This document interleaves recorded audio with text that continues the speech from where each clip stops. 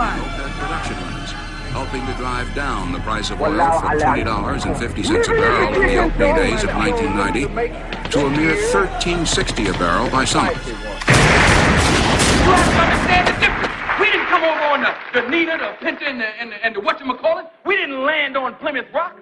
Plymouth Rock landed on us. Landed right on top of us.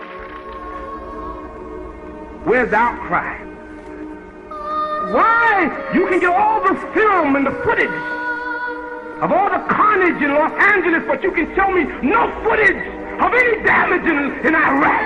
And all you show me is some surgical fight. Now, 1 year later, it comes out that these so-called surgical fights were mixing, and they were missing their targets.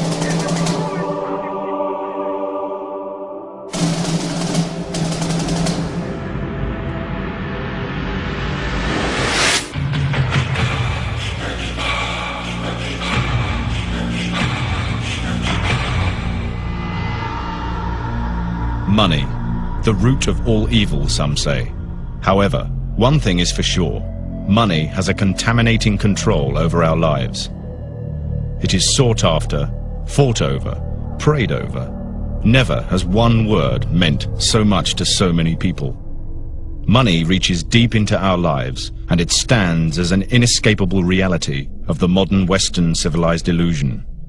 An illusion played out daily by billions of people.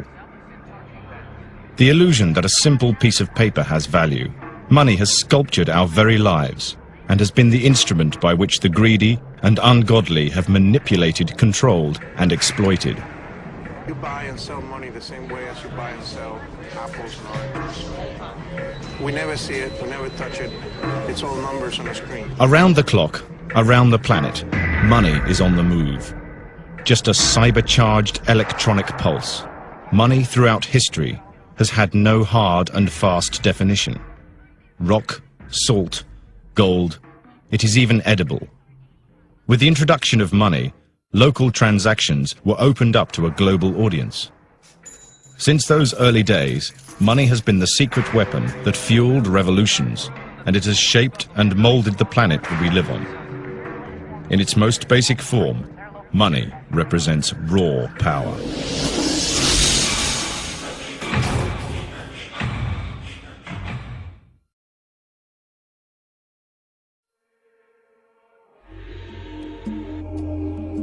The Lydians of Greece were said to be the originators of gold and silver coins. Their invention of metallic coinage was a catalyst in the commercial revolution that transformed Greek civilization during the 7th century BC. It was from these metallic coins that maritime empires were built, and as the Greek cities grew in wealth and splendor, it was an accepted fact that money stood as a force to be reckoned with. Here at the British Museum, we've got something like 750,000 coins in our collection. It's one of the most immediate sources of contact that we have with what went on in the ancient world. You put an ancient coin in your hand, you can imagine the biography of the coin, however many hundreds of people handled this coin, what they did with it, what the services, the functions that the coin performed. The word money originates from the false goddess Juno Moniteur. She was heralded by ancient Rome as a window on the future, offering consultation and warning. Rome had begun as a city of brick, but by the age of the emperors had become a city of marble. The Romans inherited the use of money from the Greeks, and they spread it all around Europe. Money was at the forefront of Roman conquest. Its standardization meant a common ground of comparison, a way to quantify a person's value or worth. Money defined societal hierarchy. It helped unify an empire that stretched from the northern Atlantic to Western Asia.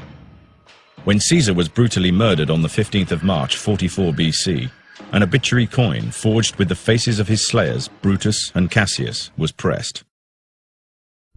Rome was hungry for the spoils of war, and more it was becoming a society revolving around excess and wealth.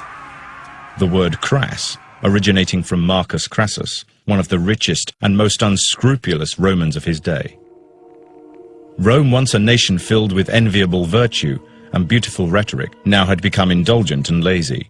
Wealth and the accumulation of it took precedence over everything. In a sense, the Romans weren't meant to care about cash. They're meant, their morality says, what a man is worth is his virtue, what he can contribute to the state, and actually to be counting material goods is seen as sordid. The fall of Pompeii would come to be seen as one of the ultimate results of excesses of money. They worshipped Mercury, the false god of trade. Pompeii had been destroyed by the eruption of Mount Vesuvius, which had buried the city under mounds of ash. Archaeological findings revealed numerous lava-covered corpses gripping, clutching, and rushing for their wealth, even in the final hour. Pre-industrial Rome had a booming population of 1 million, which by ancient standards is comparable to New York City today. A veritable melting pot of cultures, Rome assimilated technologies, peoples, and wealth through their relentless and ruthless conquests.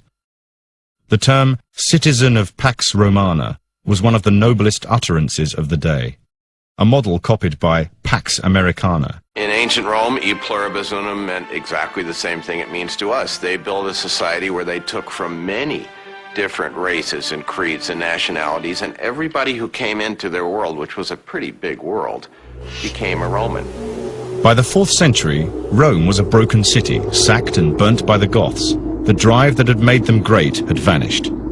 Europe had turned inward, but the money-making machine continued as the roads to riches turned eastward.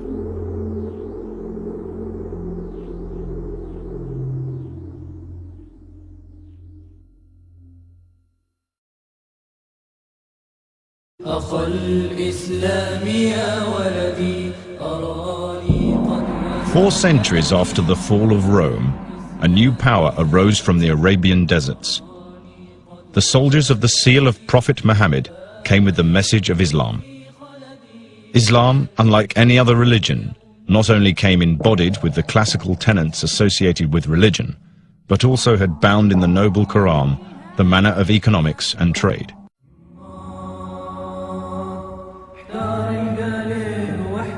A vast free trade zone spread from Spain to China. Ibn Battuta, one of the world's greatest explorers, would in one lifetime travel over 70,000 miles, 4 times further than his famous contemporary Marco Polo. Travel of this kind became more frequent in the Islamic Empire, fueled by the circulation of money, commerce, and trade.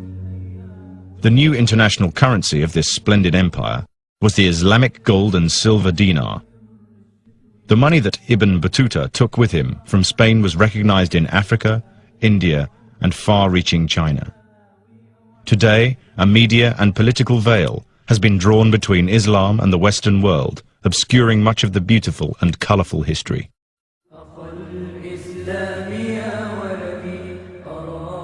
The Middle Ages were witness to an Islamic Renaissance.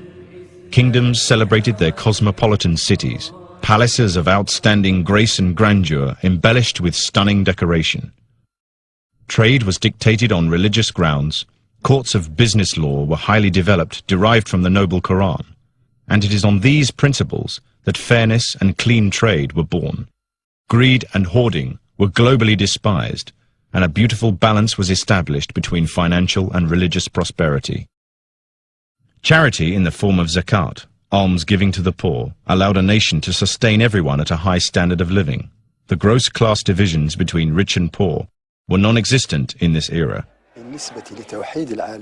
Money became an important connection between the different parts of the Muslim world because Muslim money needed to be unified for tax purposes. In order to pay one's charity tax or zakat, or to pay for offenses and crimes, the value of the money had to be standardized. By doing so, these coins became accepted in all parts of the House of Islam.